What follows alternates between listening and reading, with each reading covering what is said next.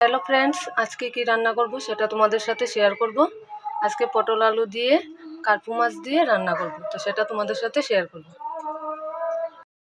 আমি মাছগুলিকে কেটে নিয়েছি, কেটে ভালোভাবে ধুয়ে নিলাম। এবার নুন হলুদ মাখিয়ে ভেজে নেব।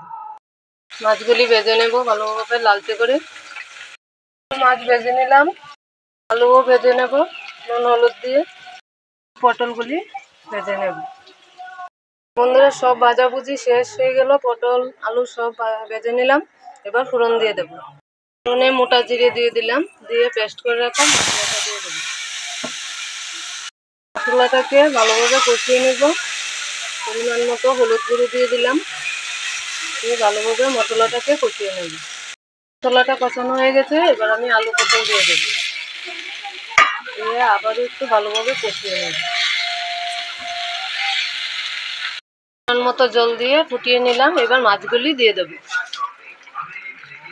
মাছগুলি দিয়ে আরেকটু ফুটিয়ে নেব। দেখো তো বন্ধুরা, আমার পটল আলুর রেসিপিটা কিরকম হয়েছে। ভালো লাগলে অবশ্যই কমেন্ট করবে, লাইক শেয়ার, আর কে কে খেতে ভালোবাসো অবশ্যই চলে এসো।